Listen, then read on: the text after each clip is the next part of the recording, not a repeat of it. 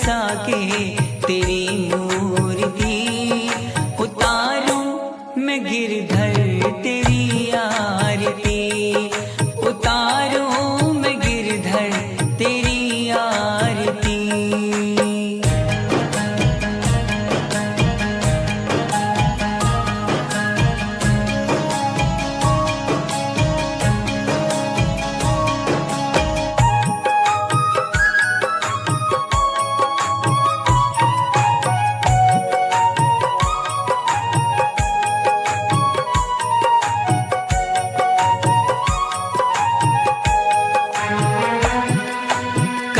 करो कष्ट हरो ज्ञान दो भगवन, भव में फंसी नाव मेरी तार दो भगवन।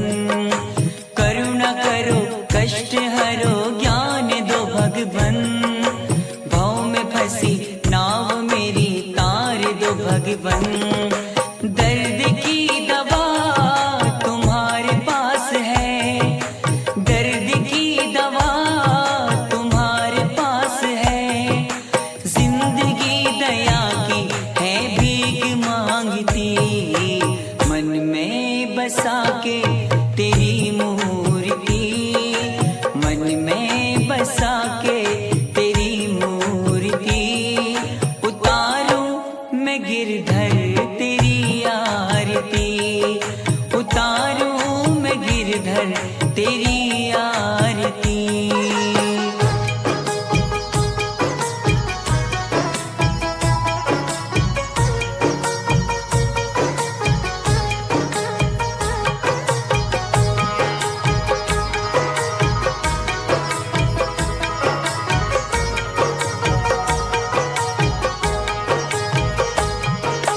मांगू तुझसे क्या मैं यही सोचूं भगवन, जिंदगी जब नाम तेरे कर दी अर्पण।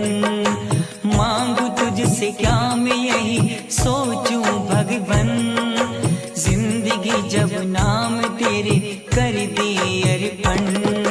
सब कुछ तेरा कुछ नहीं मेरा, सब कुछ तेरा कुछ नहीं मेरा, चिंता है तुझको प्रभु संसार की, मन में बसा के तेरी मूर्ति, मन में बसा के तेरी मूर्ति, उतारूं मैं गिरधर तेरी आरती, उतारूं मैं गिरधर तेरी आरती।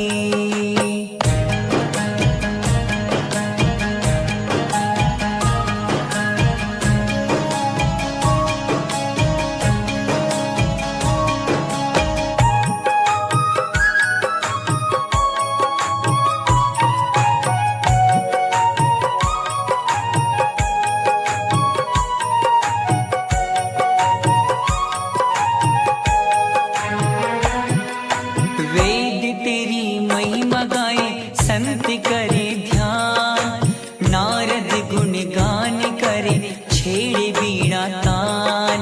वेद तेरी महिमा गाए संत करे ध्यान, नारद गुण गान करे छेड़े बीड़ा तान। भक्त तेरे द्वार करते हैं पुकार, भक्त तेरे द्वार करते हैं पुकार। दास है मेष तेरी करे आरती हो, मन में बसा के तेरी मूर्ति, मन में बसा के तेरी मूर्ति, उतारूं मैं गिरधर तेरी आरती, उतारूं मैं गिरधर तेरी आरती, मन में बसा के तेरी मूर्ति, मन में बसा के तेरी मूर्ति, उतारूं मैं गिरधर तेरी आरती, उतारूं मैं गिरधर तेरी आरती, उतारूं मैं प्रभुवर तेरी आरती।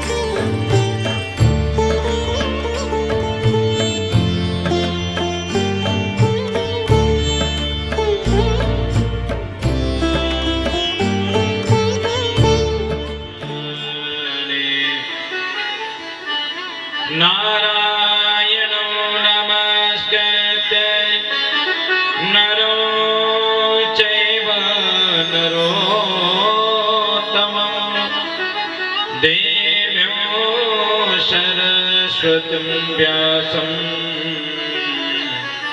ततो जयमुदीरयेत्।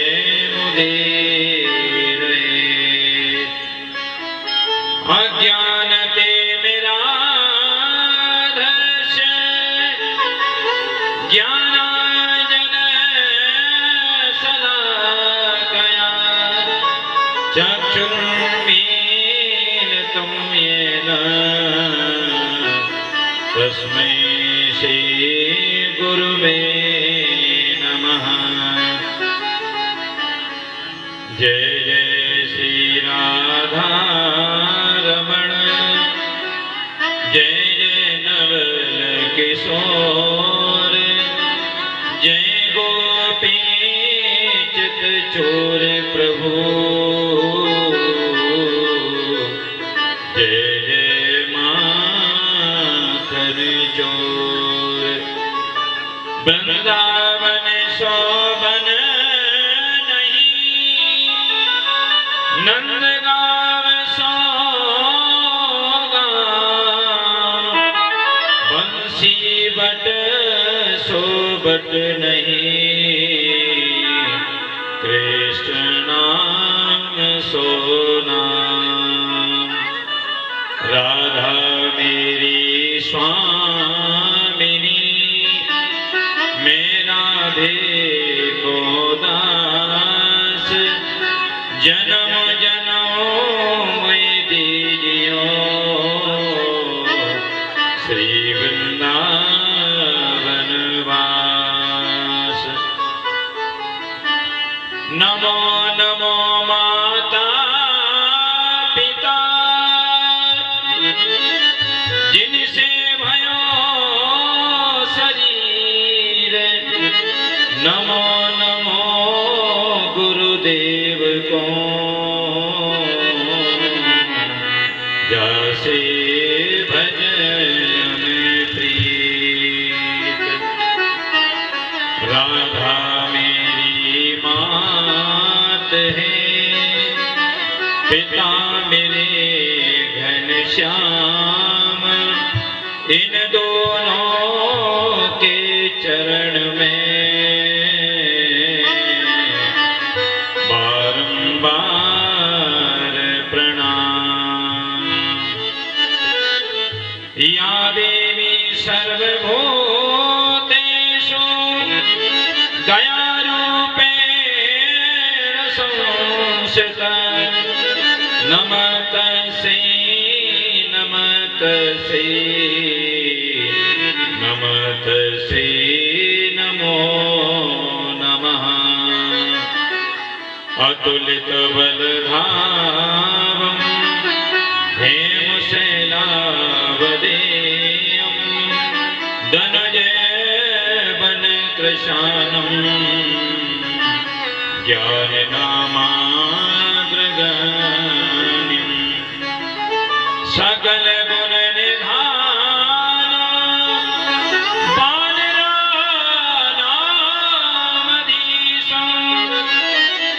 रघुपत प्रिय भक्तं, बात जातं नमामि। रामाय रामभद्राय, रामचन्द्राय वेदसे, रघुनाथाय नाथाय, सीताया पतये नमः। लेत सदा सुध दीन की, सहज दया के नाथ, जननी जनक इस जीव के, प्रभु श्री सीताराम, प्रभु श्री राधे।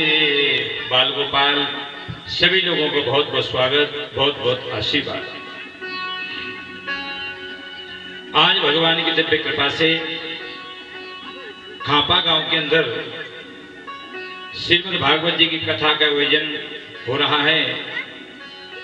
बड़ी दूर दूर से सभी आसपास के देहातों से, गांव से सभी मेहमान, रिश्तेदार, नातेदार, बेटी बेटियां, सभी के सभी लोग यहाँ पर आ रहे हैं अपने जीवन को धन्य बनाने के लिए। भगवान की महती कृपा है कि आज हमारे यहाँ पर श्रीमद् भागवत की कथा हो रही है। जब जन्म जन्म के हमारे जब पाप क्षीण होते हैं और पुण्य उदय होते हैं तो भगवान की कथा हमको सुनने के लिए प्राप्त हो पाती है। आनंद की वृद्धि दिन पर दिन बढ़ रही है। कल पहला दिन था, कल कुछ व्यवस्थाएं अलग थी, आज दूसरा दिन है, आज की कुछ व्यवस्थाएं अलग हैं। धीरे धीरे जैसे जैसे कथाएं आगे को बढ़ती जाएंगी वैसा वैसा आनंद भी बढ़ता जाएगा। आज हमको लग रहा है कि आज दूसरा दिन हो गया, लेकिन 2 दिन कम हो चले। सत्संग का दिन बहुत जल्दी निकल जाता है, सुख के दिन बहुत जल्दी निकल जाते हैं। देखिए, किसी के कान में या दांत में या आंख में रात में 2-2:30 बजे दर्द हो जाए तो सवेरा होना मुश्किल होता है कि कब डॉक्टर की दुकान खुलेगी, कब डॉक्टर के पास जाएंगे। तो दुखी के दिन बड़े मुश्किल से निकलते हैं और सुख के दिन बहुत जल्दी निकल जाते हैं, पता नहीं चल पाता। तो आज भगवान की कृपा ऐसी हुई, हमारे जो दादा बैठे हैं परीक्षित जी महाराज बनकर के, माता जी विराजमान हैं, उनके ऊपर भगवान की महती कृपा हुई। उनके बाल गोपाल, उनका पूरा का पूरा परिवार यहाँ पर विराजमान है। बहनें, बेटियां, सबकी सब माताएं सब विराजमान हैं यहाँ पर। उन्हीं के सबका बहुत बहुत स्वागत है, बहुत बहुत सत्कार है सभी लोगों का। आइए 2 बार भगवान का नाम स्मरण करें।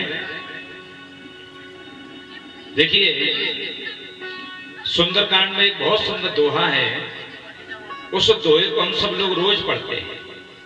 कौन सा है वो? तात स्वर्ग अपवर्ग सुख, धरिय तुला एक अंग, और तूलन ताही सकल मिली, जो सुख लव सतसंग। बोले महाराज स्वर्ग क्या होता है? तो बोले स्वर्ग वह है जिस स्वर्ग में अप्सराएं नाच रही है, किसी को कोई दुख नहीं है, किसी को कोई बीमारी नहीं है, किसी को कोई कष्ट नहीं है, उसको कहते हैं स्वर्ग। और अपवर्ग सुख क्या होता है? बोले अपवर्ग सुख वो सुख होता है जब ये जीव भजन करके, तपस्या करके, दान करके, पुण्य करके जब ये अपने शरीर को छोड़ता है तो इसके अंदर से एक ज्योति निकलती है। वह ज्योति भगवान में जाकर के लीन हो जाती है। तो पुनरपि जन्मम पुनरपि मरणम, बार बार उस जीव का जन्म मरण नहीं होता, उसका मोक्ष हो जाता है। तो इन दोनों सुखों को एक तराजू के पल्ले पर रख दिया जाए और एक तरफ क्या रख दिया जाए? वो लव मात्र सत्संग रख दिया जाए।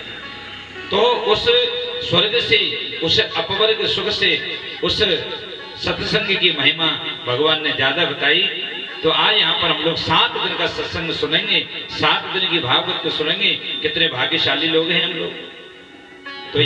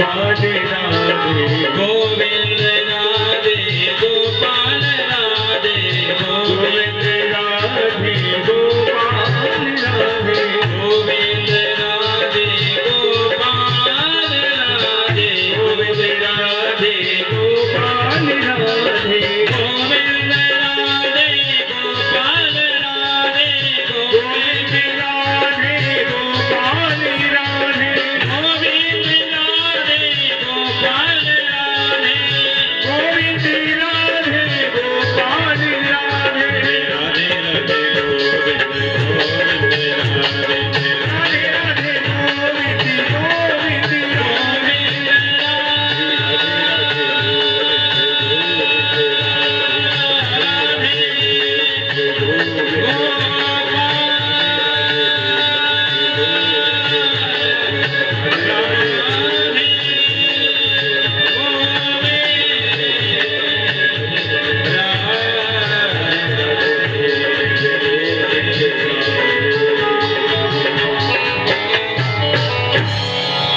भगवान की हरिलाल की भागवत भगवान की भरत जी महाराज की व्यास जी महाराज की जंगल खेरे की संत समाज की सभी भक्तों की जय जय श्री राधे नमः पार्वती पते हर हर महादेव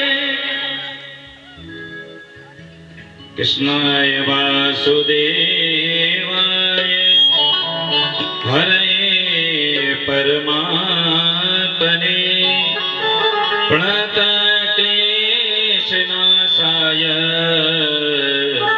गोविन्दाय नमो नमः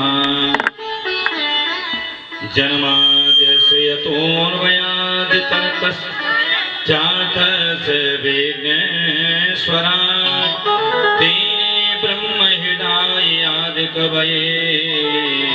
मुह्यन्ति सूर्यः तेजो वारिमृदां यथा विनिमयो यत्र त्रिसर्गो मृषा धाम्ना स्वे सदा निरस्तकुहकम् सत्यं परं धीमहि सत्यं परं धीमहि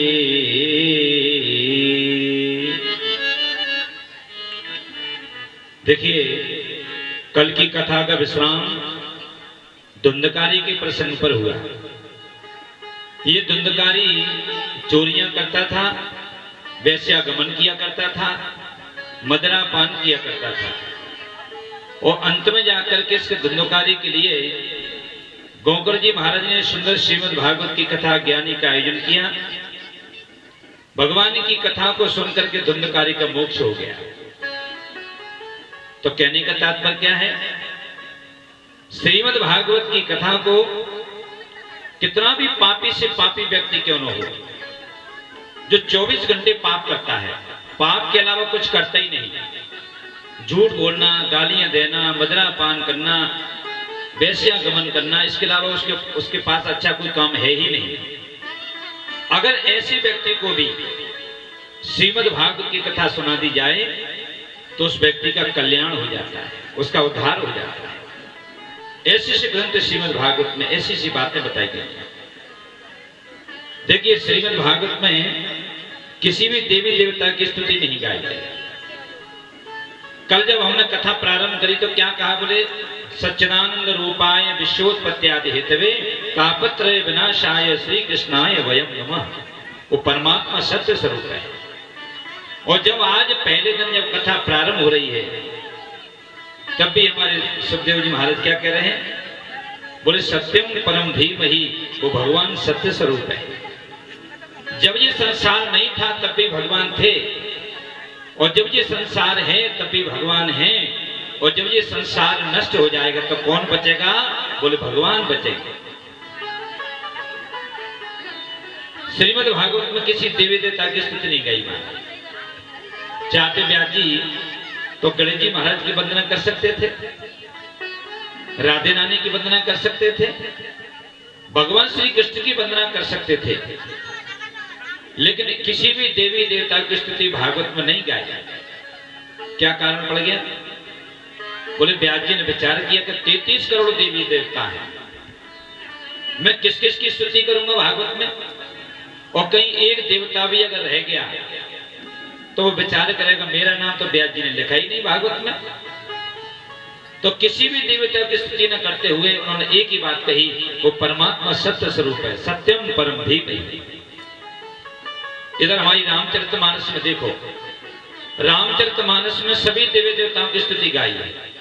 सरस्वती जी की वंदना, हनुमान जी महाराज की वंदना, राम जी की वंदना, सीता जी की वंदना, गणेश जी की वंदना, चोरों की वंदना, खलों की वंदना, रामचरितमानस में सबकी वंदना गाई है। वर्णानाम रसंगानाम रसानाम छंदश्यामपि और मंगलानाम च कर्तारो वंदे वाणी बनाए कहो, सबकी वंदना कर रहे हैं। और क्या कह रहे हैं?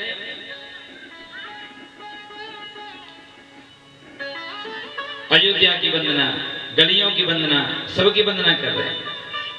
सिया राम मैं सब जग जानी, करहूं प्रणाम जोर जुग पानी, सबकी वंदना कर रहे हैं। जलचर थलचर नवचर नाना, जे जड़ चेतन जीव जहाना, जलचरों की वंदना, थलचरों की वंदना, सबकी वंदना कर रहे रामचरितमानस में।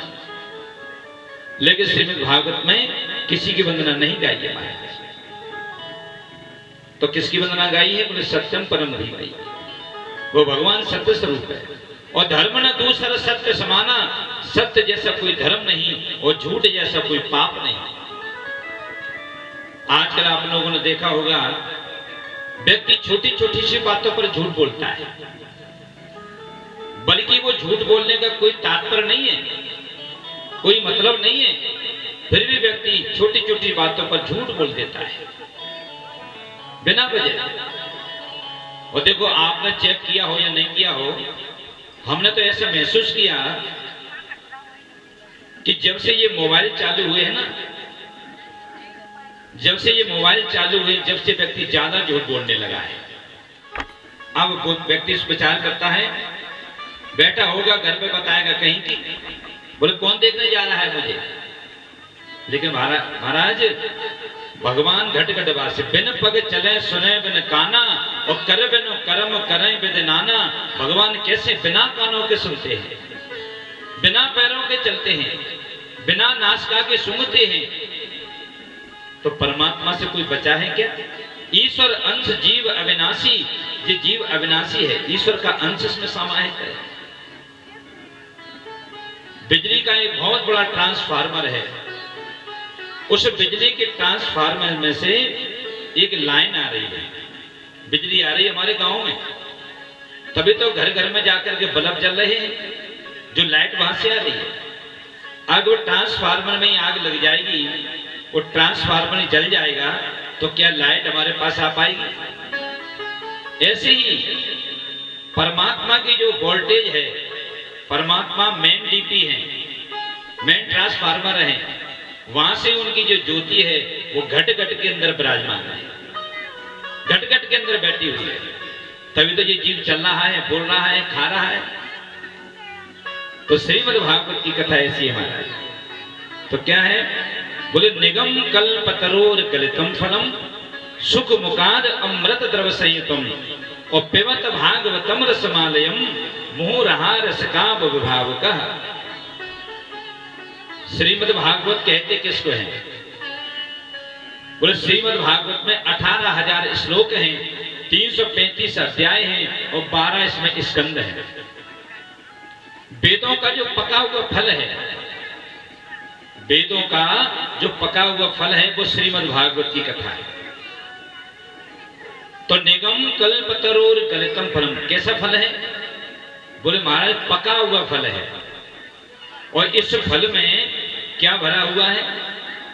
बोले श्रीमद् भागवत रूपी फल में रस ही रस भरा हुआ है। इसको पहले दिन की कथा को सुनोगे तो भी रस आएगा, भगवान की जन्म की कथा को श्रवण करोगे तो भी रस आएगा, और जो सुदामा जी के प्रसंग को सुनोगे तो भी रस आएगा, क्योंकि इसमें रस भरा हुआ है।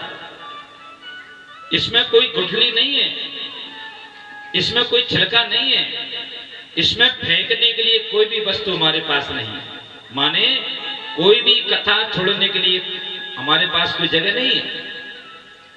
तो निगम कल्प तरोर गलितम फलम सुख मुखाद अमृत दम सही। ये फल मीठा क्यों है? क्योंकि इस फल में तोते की चोंच लगी है, और तोता उसी फल में चोंच लगाता है जो फल मीठा होता है, और या वो फल मीठा नहीं होता तो तोता की चोंच लग जाने से वो फल मीठा हो जाता है। तभी तो व्यक्ति जब फल खरीदने जाता है ना, तो क्या कहता है, बोले तोते की चोंच लगी है ना, वो वाला फल दे दो हमको, उसमें बहुत मीठा होगा। तो इस फल में, श्रीमद् भागवत रूपी फल में किसकी चोंच लगी है? बोले सुखदेव जी महाराज की चोंच लगी है, तभी तो मीठा है। तो निगम कल्पतरोर गलितम फलम सुख मुखाद अमृत द्रव्य संयुक्त। कैसा रस भरा हुआ है? बोले अमृत के समान इसमें रस भरा हुआ है, अमृत के समान। अमृत के समान की चर्चा यहां पर कर रहे हैं हमारे सुखदेव जी।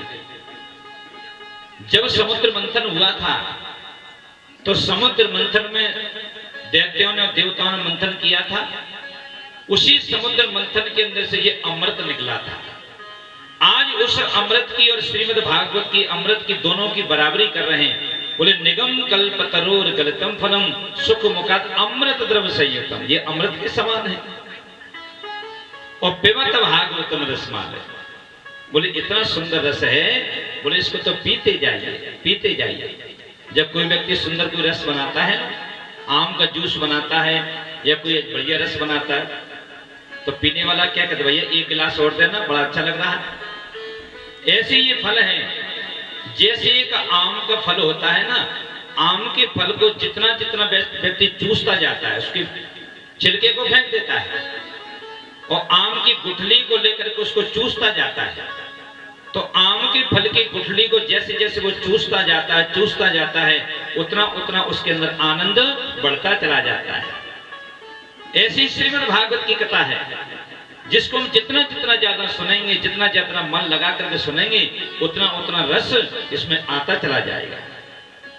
तो निगम कल्पतरोर गलितम फलम सुख मुखाद अमृत द्रव्य संयुतम पिबत भागवतम रसमालयम मुहुरहा रस का विभाव का। बोले महाराज इसको तो पीते जाइए, पीते जाइए। कब तक पिए? बोले जब तक तुम्हारा जीवन रहे तब तक पीते जाइए। कुछ लोग ये कहते हैं हमने तो महाराज बहुत कथाएं सुनी है। तो जो व्यक्ति इस बात को कहता है कि हमने जीवन में बहुत कथाएं सुनी हैं, उसने इस रस को जाना ही नहीं। क्योंकि रामचरित जी सुनत गाही और रस विशेष जानात नाही। भागवत को सुनकर के, रामचरित मानस को सुनकर के जो अघा जाए, वो ये कहने लगे हमने तो बहुत कथाएं सुनी हैं, उसने इस रस को जाना ही नहीं। और ऐसी सुंदर कथा है ये भगवान की।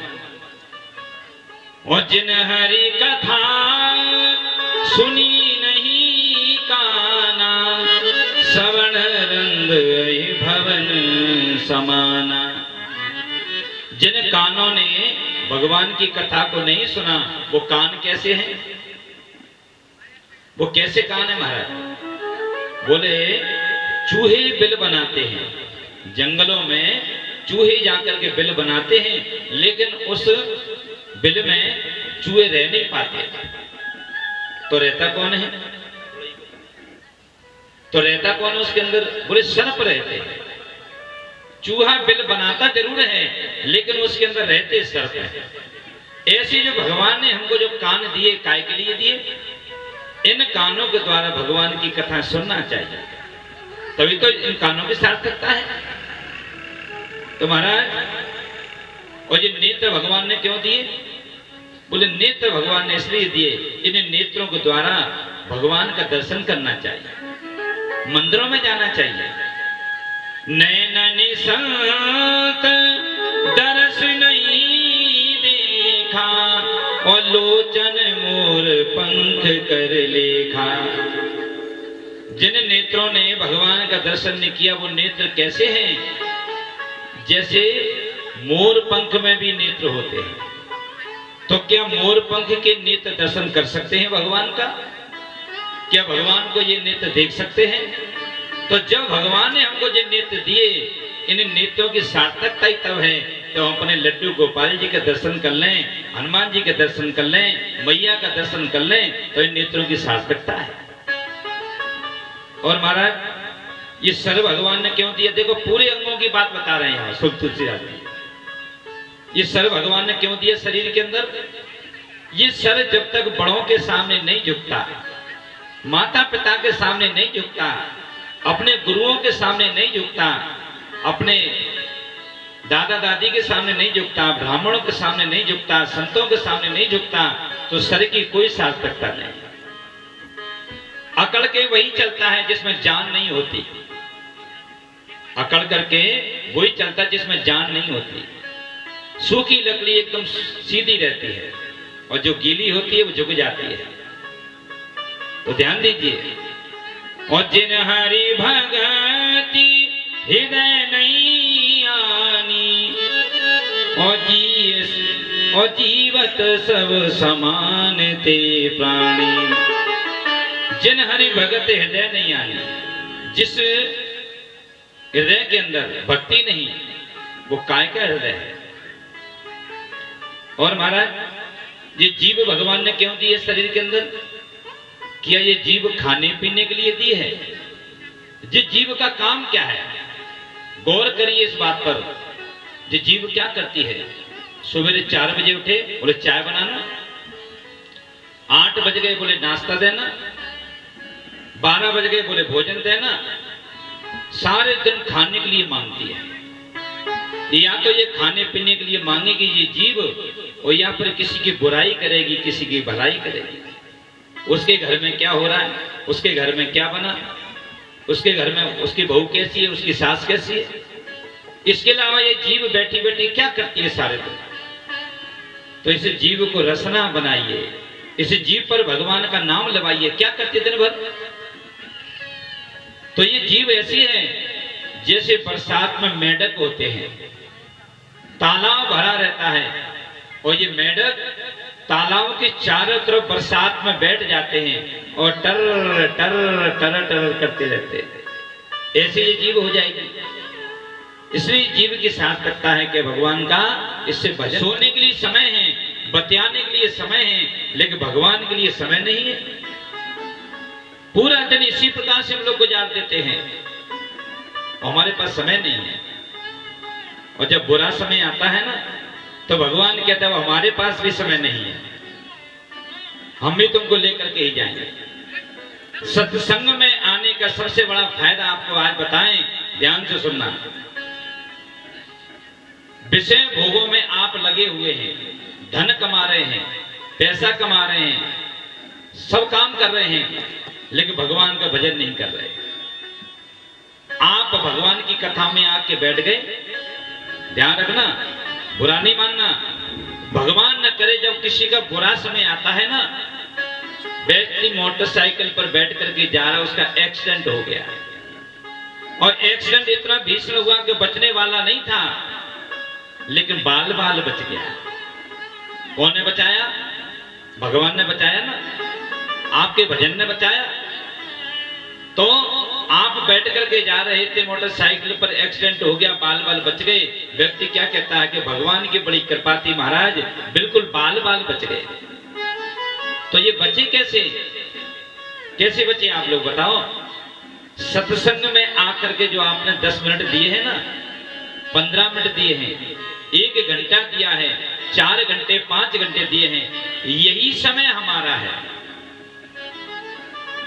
जब दान पुण्य धर्म जब हम करते हैं, सत्संग सुनते हैं, भगवान की कथाएं सुनते हैं, तो यही समय, उस समय आड़े वक्त काम में आता है, यही समय। और व्यक्ति कहता है भागवत में जाने से क्या फायदा, भागवत सुनने से क्या फायदा? सबसे बड़ा यही फायदा है। तो महाराज जिस प्रकार से व्यक्ति सब्जी में सारी चीजें डाल देता है, गरम मसाला डाल दिया, हल्दी डाल दी, सब कुछ डाल दिया, तड़का लगा दिया, लेकिन नमक डालना भूल गया। जैसे बिना सब्जी, वो नमक के बिना सब्जी बेकार हो सकती है, ऐसे ही ये जीव बिना भक्ति के किसी मतलब का नहीं होता। सारे वेद पढ़ लिए, पुराण पढ़ लिए, ज्ञान अर्जित कर लिया, लेकिन तुम्हारे अंदर भक्ति नहीं, तो बिना भक्ति के सब कुछ बेकार है। जो नहीं करहु राम गुण गाना, और जिए सुधा दुर्जीह समाना। उस मेढक की तरह दिन भर लगी रहती है। इसलिए भैया, इस जीव के अंदर हड्डी नहीं होती। ये जीव दिन भर खाने पीने को, बुराइयां भलाइयों में लगी रहती है। इस पर राम राम नाम लगाइए, राधे राधे का नाम लगाइए। देखो, एक बार जीव में और बुद्धि में, दोनों में लड़ाई हो गई। बुद्धि बोली कि मैं बड़ी हूं, और जीव बोली कि मैं बड़ी हूं। तो बुद्धि बोली आजा चौराहे पर, बोले आजा चौराहे पर। अब बुद्धि कहां रहती है? माथे पर। बुद्धि कहां रहती है? माथे पर। और जीव कहां रहती है? 32 दांतों के अंदर रहती है और सुरक्षित रहती है। 32 दांत इसको सुरक्षित करके रखते हैं, और कहीं थोड़ी इधर उधर मटकती है ना, तो दांत वहीं की वहीं इसको काट देते हैं। तो 32 दांतों के अंदर ये जीव रहती है। अब उसने कहा कि भैया आजा चौराहे पर, आजा चौराहे पर। और जैसे वो व्यक्ति बाहर चौराहे पर गया, तो कोई पराया पुरुष वहां से निकल के जा रहा था।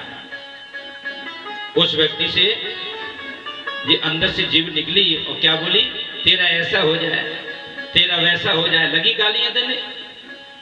उस व्यक्ति ने सोचा कि न जान न पहचान, मैं तेरा मेहमान, फालतू लगी है गालियां देने। तो क्या किया उसने? इतना बड़ा पत्थर उठाया, और पत्थर उठा करके जैसे दिया, तो कहां पे लगा? माथे पर लगा। माथे पर कौन रहता है? बोले बुद्धि रहती है। तो जीव तो गाली दे करके अंदर चली गई, और गाली दे करके जैसे बाहर आई, तो क्या बोले? देख, भरे बाजार में तो ये पिटवा दिया ना, तू कहती थी कि मैं बड़ी हूं, कि मैं बड़ी हूं। तो बुद्धि बेचारी हाथ जोड़ करके खड़ी हो गई, जीव से बोली, देवी जी तू ही बड़ी है, मैं तो छोटी अच्छी हूं। तो जितना छोटा बनने में फायदा है, उतना बड़ा बनने में फायदा नहीं है। घर के जो बड़े लोग होते हैं ना, घर के जो बड़े, उन बड़ों से पूछो कि उन्होंने कितना यत्न किया है, कितनी मेहनत की, तब उन्होंने मकान दुकान बना पाए, अपने भाइयों को कैसे पढ़ाया लिखा पाए हैं, कितनी मेहनत की, कितने लोगों की सुनी है। तो जो बड़ा व्यक्ति होता है उसको सबकी सुनना पड़ती है। ऐसी बड़ी माताएं भी यहाँ पे बैठी होंगी, हमारे भैया भी बैठे होंगे। बड़े लोगों को कितना कुछ सहन करना पड़ता है जब वो व्यक्ति बड़ा बन पाता है, और बड़ा बन के भी उसको बुराइयों के अलावा कुछ मिलता नहीं है।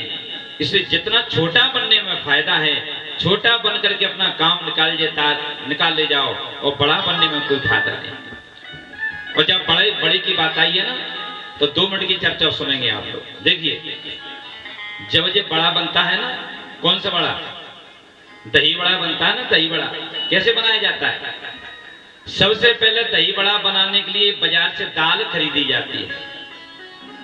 दाल को ला करके पानी में गलाया जाता है, फूल रही है बेचारी पड़ी पड़ी, क्योंकि बड़ा बनना है ना। अभी भी इस व्यक्ति का मन नहीं भरा, तो क्या किया इसने? उस दाल को लेकर के सिलबट्टे पर पटक दिया, और सिलबट्टे पर अब उसकी रगड़ाई हो रही है, पीस रहे हैं उसको, क्योंकि बड़ा बनना है ना। अभी भी इस व्यक्ति का मन नहीं भरा, तो क्या किया इसने? उस जो दाल पिस गई, उसके लड्डू बनाए गोल गोल, लेकर के कढ़ैया रखी, उसमें तेल रखा, उसमें ले जाकर के पटक, जब छनक रहे हैं बेचारे, क्योंकि बड़े बनना है ना। अभी भी इसका मन नहीं भरा, तो क्या किया इसने? उन गोल गोल लड्डुओं को लेकर और दही के अंदर पटक दिया, मिर्ची पटक दी, नमक पटक दिया, क्योंकि बड़े बनना है ना। और एंड में आकर के, आखिरी में जाकर के क्या होता है? उन बड़ों का, उन बड़ों को खवना ही पड़ता है, फिर भी ये जीवित नहीं बचते। तो जो व्यक्ति बड़ा होता है उसको दुनिया की सहन करना पड़ती है, तब वो बड़ा बन पाता है। इसलिए बड़ा बनने में कोई फायदा नहीं है। तो यहाँ कह रहे हैं कोले से कठोर निठुर सोई छाती और सुन हरे चरत न जो हर साथी। दूसरों को दुख देके करके जो व्यक्ति प्रसन्न नहीं होता वो काय कहता है। इसलिए महाराज सारे शरीर के अंगों की सार्थकता है अपने मन को अपने चित्त को भगवान में लगाइए। हम जो कहते हैं धन कमाना कोई बुरी बात नहीं, धन कमाना चाहिए, पैसा कमाना चाहिए, मेहनत करना चाहिए, बच्चों के लिए व्यवस्था करना चाहिए, लेकिन ऐसा मत करो कि धन कमाने में इतने मगन हो जाए कि भगवान को ही भूल जाए। इतने मगन मत हो धन कमाने में। धन के बिना अगरबत्ती भी नहीं आती, ये बात सही है, लेकिन धन के मत में इतने मत वाले मत हो जाओ कि तुम भगवान को ही भूल जाओ। भगवान का भजन करो, सेवा करो, संतों की साधुओं की सेवा करो, माता पिता का ध्यान रखो, ये हमारा फर्ज है। सूत जी महाराज का तिलक किया है। देखिए ये कथा नैमिषारण्य क्षेत्र में चल रही है। 88,000 संत बैठे हुए हैं और सूत जी महाराज को तिलक कर दिया है। सूत जी महाराज ऊंचे सिंहासन पर बैठे हुए हैं। यहाँ पर सोनकाद ऋषियों ने सूत जी से यहाँ पर 6 प्रश्न किए। कौन कौन से ये प्रश्न? इन्हीं 6 प्रश्नों में पूरी 7 दिन की भागवत बसी हुई है। कौन कौन से प्रश्न है ये? बोले सबसे पहला प्रश्न है कि मानव के लिए परम धर्म क्या है, परम धर्म किसको कहते हैं। दूसरा प्रश्न किया जब हम लोग मंदिर में जाते हैं तुम्हारा मन भटक जाता है।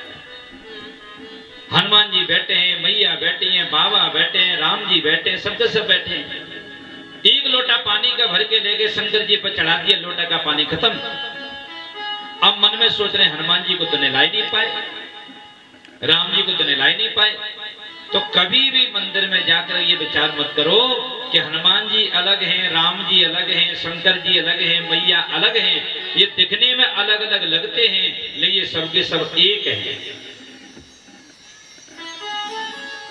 वेदों में परमात्मा को अजन्मा कहा है।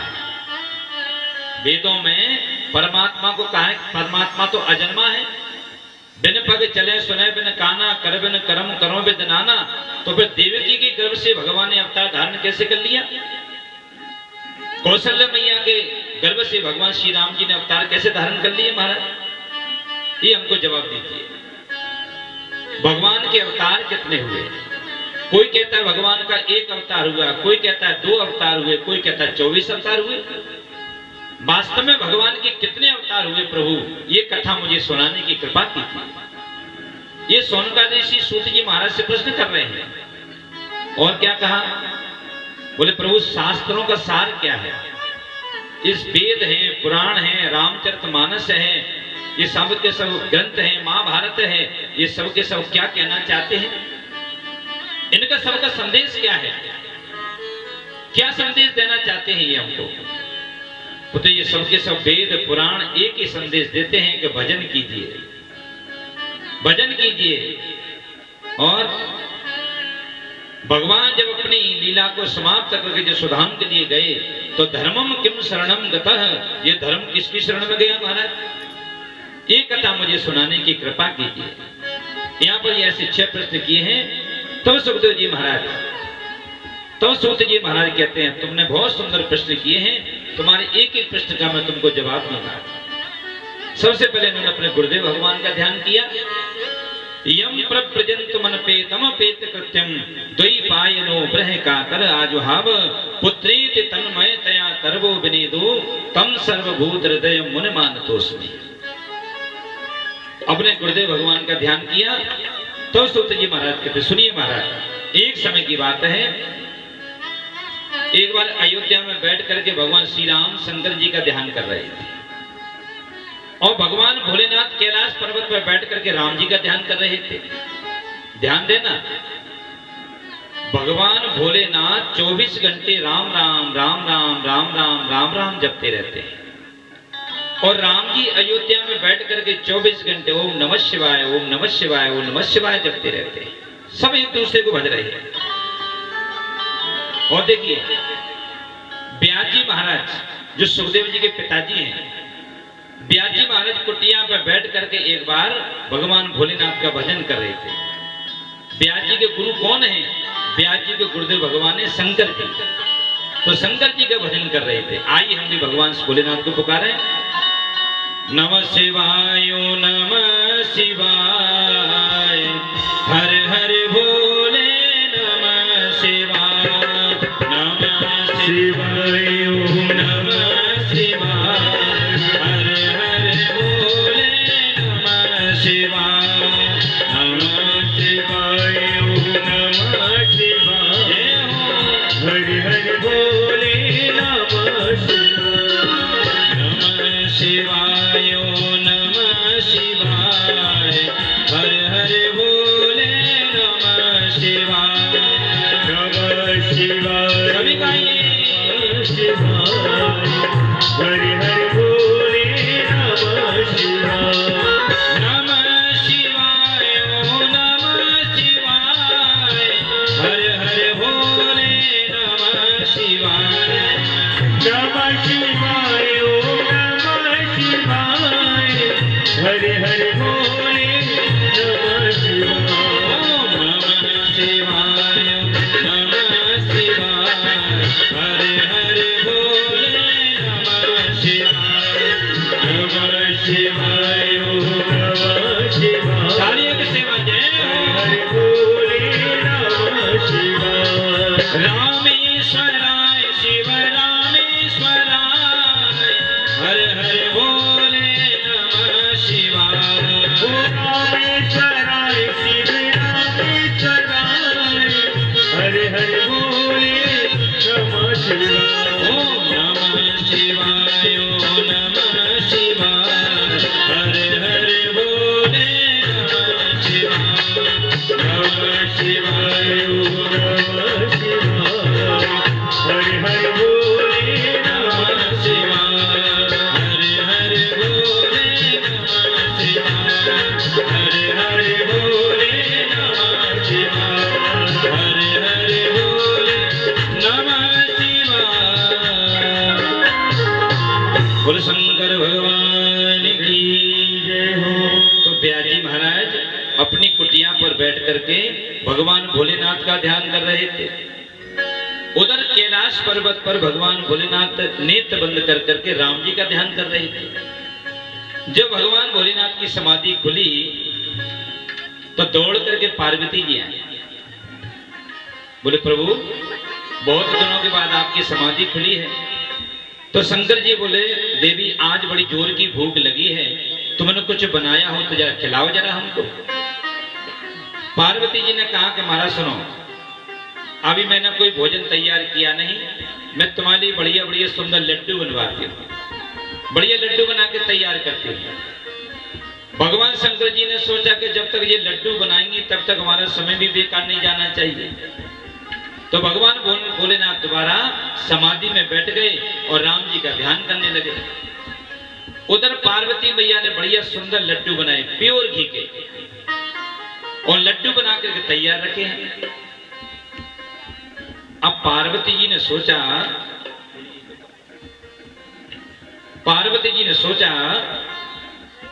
कि मैंने तो इनके लिए सुंदर लड्डू बना के तैयार किए, ये भजन में चले गए। अब इनकी समाधि का तो कोई पता ठिकाना नहीं कि कितने दिनों बाद खुलेगी।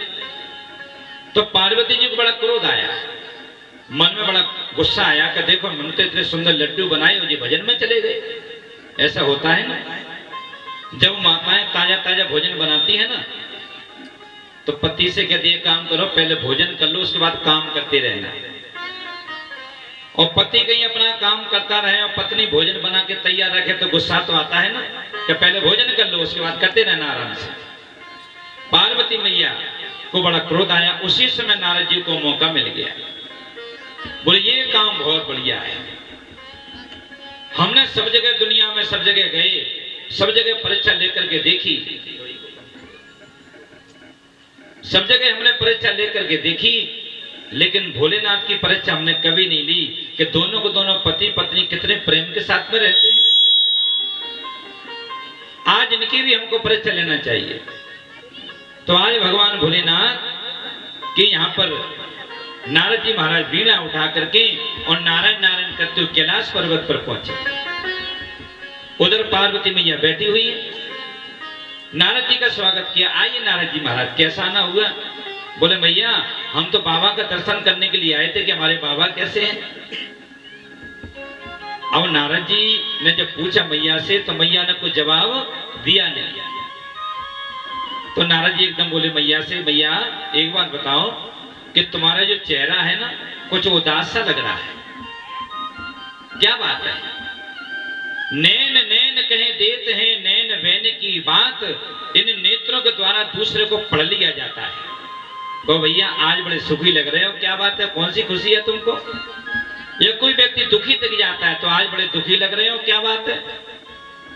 तो ये नैन नैन कहीं देते हैं नैन बहन की बात। आज नारद जी ने पूछा मैया क्या बात है, तुम्हारा चेहरा कुछ उदास सा लगता है?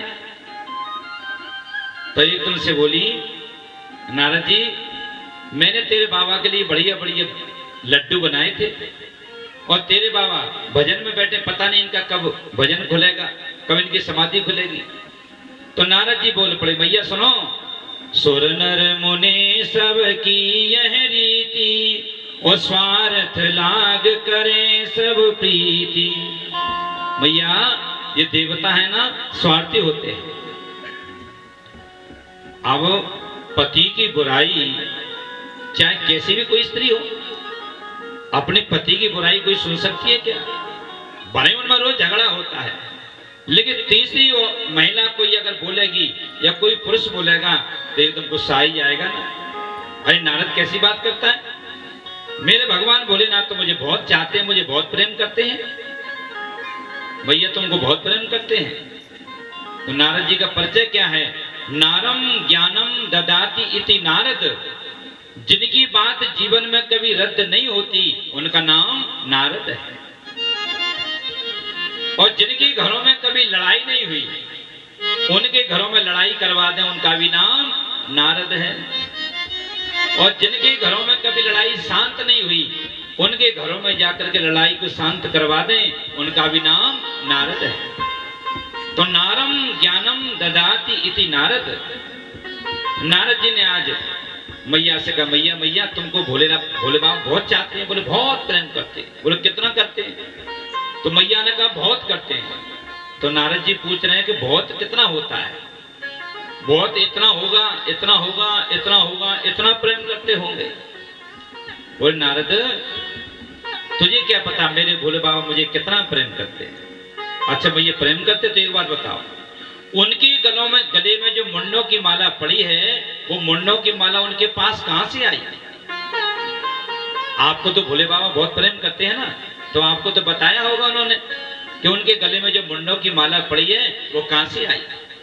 अब आग लगा दी नारद जी ने, और आग लगा करके मैया से बोले मैया मैया थोड़ा सा हमको जरा काम है, हमको जरा जाना है, आप भोले बाबा से पूछ करके बताना। अब वहां से नारद जी महाराज चले गए, और जैसी भगवान भोलेनाथ की समाधि खुली तो तत्काल नारद जी ने देखा कि पार्वती जी का मुंह आज 5 किलो का है, मुंह फूला हुआ है, बड़े गुस्से में है। देखो माता जब गुस्से में होती है ना तो उनका चेहरा अलग बता देता है कि आज गुस्से में है। भोलेनाथ ने देखा कि आज गुस्से में है भैया। भोलेनाथ ने पूछा देवी क्या बात है, तुम गुस्से में क्यों हो? तो एकदम से बोले भला हो उस नारद का, बेचारे नारद ने तो मुझे बता दिया, तुमने मुझे को एक भी बात नहीं बताया। अरे देवी ऐसी क्या बात है, तुमसे मैंने कभी कुछ छुपाया नहीं, तुमने मुझसे कुछ नहीं छुपाया। तो ये बताओ कि तुम्हारे गले में जो मुंडों की माला पड़ी है ना वो कहां से आई तुम्हारे पास? अब भोले बाबा उस माला की बात को सुनकर के चक्कर में पड़ गए कि आज तक पार्वती ने मुझसे ये बात कभी नहीं पूछी। अरे देवी मेरे गले के अंदर ऐसी अनेक माला पड़ी होती है, सर्पों की माला, रुद्राक्ष की माला है। बोले हम और मालाओं की बात नहीं कर रहे, हम तो जो मुंडों की माला तुम्हारे गले में पड़ी है ना, हम तो उसकी बात कर रहे हैं।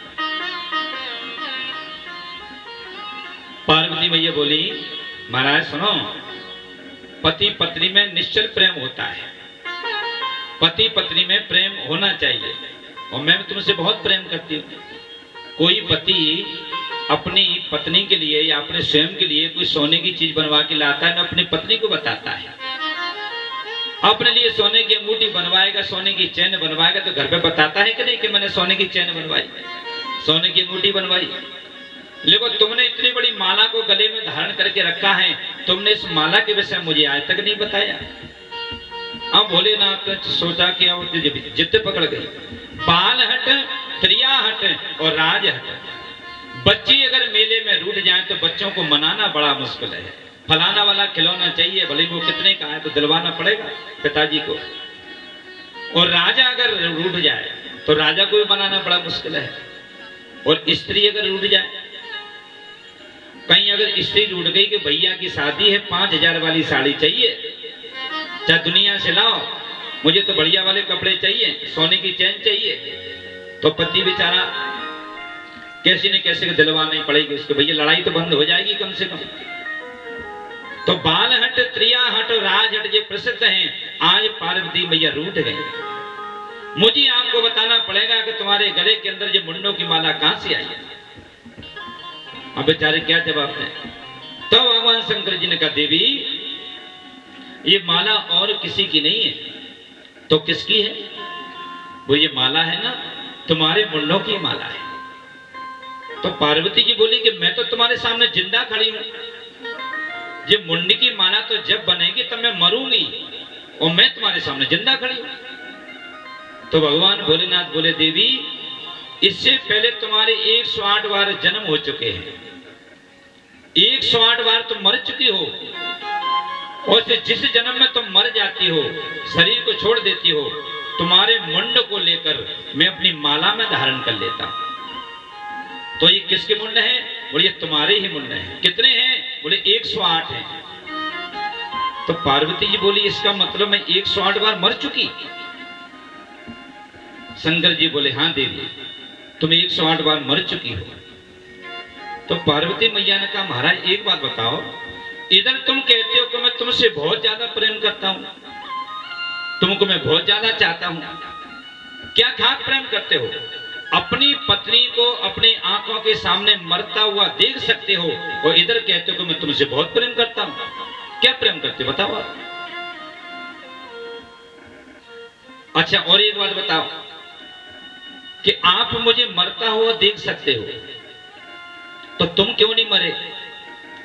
जब मैं 108 बार मर चुकी और तुम तो जीवित खड़े हो मेरी आंखों के सामने, तो तुमने ऐसी कौन सी दवाई पी ली, तुमने ऐसी कौन सी घोटी पी ली जिसकी वजह से तुम कभी मरते नहीं हो और अपनी पत्नी को तुम मरता हुआ देख सकते हो? तो भगवान भोलेनाथ बोले, देवी मैंने अमर कथा का पान किया है, मैंने अमर कथा का श्रवण किया है, इसलिए मैं मर नहीं सकता। तो मैया बोली, एक होता है पापी, एक होता है महापापी, एक होता है कपटी और एक महाकपटी। तुम महाकपटी हो, तुमने अपनी पत्नी से इतनी बड़ी बात छुपाई। क्या है वो अमर कथा? मैं भी सुनूंगी, मुझे भी सुनाओ, मैं भी अमर होना चाहती हूं। अब भगवान भोलेनाथ सोच रहे, ये भगवान मेरे मुंह से निकल गया, अब तुझे जिद पकड़ गई। नहीं, मुझे तो अमर कथा सुनना है, मुझे अमर कथा सुनना है। अब अमर कथा भगवान भोलेनाथ सोच रहे हैं कि अगर सुना दी तो मेरी कथा संसार में फैल जाएगी, मेरी अमर कथा संसार में फैल जाएगी, मेरी अमर कथा की चोरी हो जाएगी। लेकिन पार्वती जी जिद पकड़ गई, मुझे तो सुनाइए अमर कथा। क्या है ये अमर कथा? और देखिए ये अमर कथा कोई अलग से कोई पुराण नहीं है, अलग से कोई कथा नहीं है। तो ये अमर कथा क्या है? यही श्रीमद् भागवत की कथा अमर कथा है। श्री रामचरितमानस अमर कथा है। वेद हैं, पुराण, ये सब अमर करने वाले हैं, इसलिए कहा है कि ये अमर कथा का हमने पान किया है। पार्वती जी ने कहा कि मुझे सुनाइए अमर कथा, मैं तो सुनूंगी। भगवान भोलेनाथ ने क्या किया? भगवान भोलेनाथ ने, देवी कैलाश पर्वत पर मैं तुमको ये कथा नहीं सुनाऊंगा। वहां से उठ करके दोनों को दोनों घनघोर कंदराओं में चले गए, घनघोर जंगल में। यहाँ कोई नहीं है, सुनसान जगह है। एक स्थान पर जाकर के भगवान भोलेनाथ विराजमान हो गए और पार्वती महारानी नीचे बैठ गई। शंकर जी ने अब कहा पार्वती से कि तुम 3 चुटकियां बजाओ। एक चुटकी बजाई, जितने जीव जंतु नीचे घूम रहे थे वो सब के सब वहां से चले गए। दूसरी चुटकी बजाई, ऊपर पक्षियों के घोंसले लगे थे, सारे के सारे पक्षी वहां से गायब हो गए, चले गए। उसी समय क्या देखा, तीसरी चुटकी जैसी बजाई, एक तोते का अंडा वहां पर रखा हुआ था। एक कुन्ने में तोते का अंडा रखा हुआ था और पार्वती महारानी ने जैसी चुटकी बजाई तो अंडा फूट गया और उस अंडे के अंदर से एक सुखदेव जी महाराज तोते का रूप लेकर और निकल पड़े। बोले सुखदेव जी महाराज की जय जय श्री राधे। तोते का अंडा फूट गया, उसके अंदर से सुखदेव जी महाराज प्रकट हो गए। अभी शंकर जी ने इसको देखा नहीं है, पार्वती जी ने इसको देखा नहीं है। भगवान भोलेनाथ कैलाश पर्वत से नीचे उतर करके गए कंदराओं में और बैठे हुए हैं। पार्वती जी नीचे बैठी हैं। भगवान शंकर जी ने कहा पार्वती जी सुनो, हमारी कथा बराबर 7 दिन तक चलेगी, लेकिन तुम बराबर हुंकारी देती रहना, तुम्हारी हुंकारी बंद नहीं होना चाहिए। बोले हुंकारी कैसे देते हैं?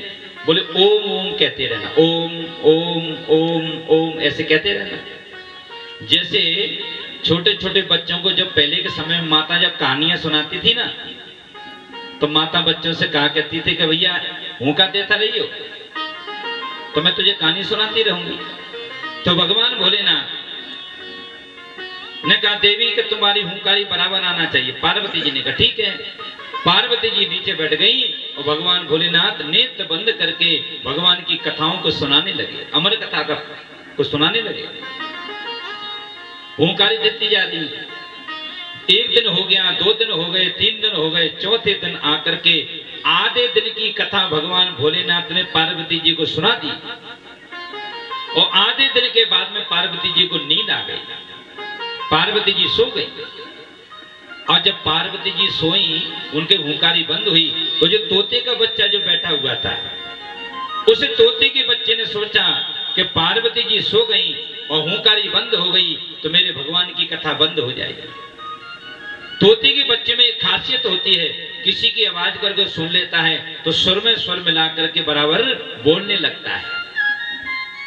तो तोते के बच्चे ने एकदम से स्वर में स्वर मिला करके बोलना प्रारंभ कर दिया, ओम ओम ओम ओम। अमर कथा की चोरी की है, मैं इसको छोड़ूंगा नहीं। तोते का बच्चा वहां से उठ करके भाग रहा है, 10 दिशाओं में भाग रहा है, 14 भुवनों में भाग रहा है, छुपने के लिए जगह ढूंढ रहा है कि मुझे कहीं जगह मिल जाए छुपने के लिए। लेकिन भगवान भोलेनाथ भी आकाश मार्ग से उड़ते हुए त्रिशूल लेकर के चले जा रहे हैं, आकाश में उड़ रहे हैं दोनों को दोनों। वो तोते का बच्चा उड़ता उड़ता, और आज व्यास जी महाराज की जो पत्नी है बिटका देवी, उन्होंने चौथे दिन अपना सर धोया था, छज्जे पर खड़ी थी। और जब इनको जमाई आई